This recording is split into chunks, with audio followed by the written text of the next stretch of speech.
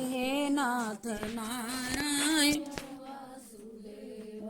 हे नाथ नारायण वासुदेव हे नाथ नारायण वा श्री कृष्ण गोविंद हरे मुरारी हे नाथ। अब गीता के दूसरे अध्याय का महत्व। श्री नारायण जी बोले कि हे लक्ष्मी, दक्षिण देश में एक पूर्ण नाम नगर था। वहाँ एक देव सुशर्मा बड़ा धनवान रहा करता था।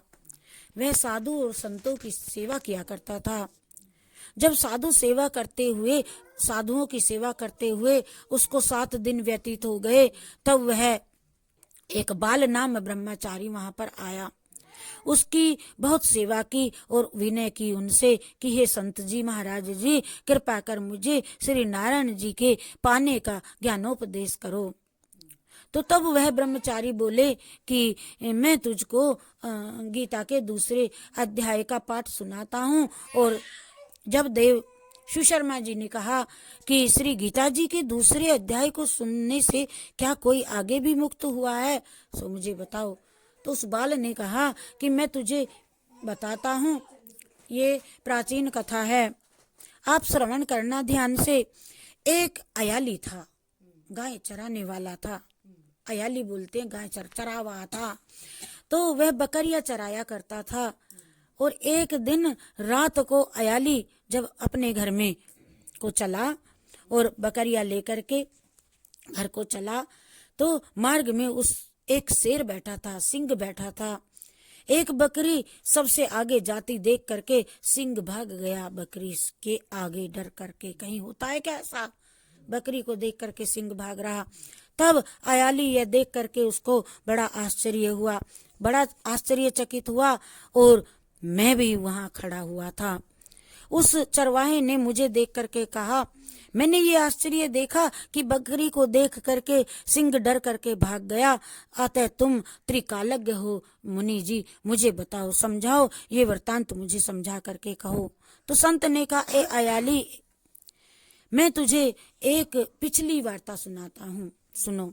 ये बकरी तो थी पिछले जन्म में डायन, और तब इसका पति मर गया। जब ये बड़ी डायन हो गई, जिस सुंदर बच्चे को देखे उसी को चट कर जाए। और शेर पूर्व जन्म में था ये मेंढक फंदक था। वह पक्षी पकड़ने वन में गया और वहां ये डायन भी वन में गई। वहां डायन ने उस फंदक को खा लिया। अब ये फंदक शेर बन गया और वह डायन जो थी ये बकरी का जन्म मिला इसको। शेर को पूर्व जन्म की सारी खबर थी, इसीलिए बकरी को देख करके शेर ने जाना कि अब भी ये मुझे खाने को दौड़ रही है, पिछले जन्म में तो खा गई थी। अतः अयाली ने कहा, मैं पिछले जन्म में कौन था स्वामी जी, ये बताओ। तो संत बोला कि तू पिछले जन्म में चांडाल था। तब अयाली ने कहा, हे ब्रह्मचारी जी, कोई ऐसा उपाय भी है क्या कि जिसे हम करके तीनों इस अधम देह से छूट जाएं? तो तब संत जी बोले, हम तुम तीनों का उद्धार करते हैं, एक वार्ता मेरी ध्यान से सुनो। भयानक पर्वत की कंदरा में एक शिला पत्थर थी, पत्थर था बड़ा वन में, कंदरा में। उसमें श्री गीता जी का दूसरे अध्याय लिखा हुआ था। मैंने उन अक्षरों को उस शिला पर देखा था, और अब मैं तुम्हारे को भी वचन और क्रम से सुनाता हूँ।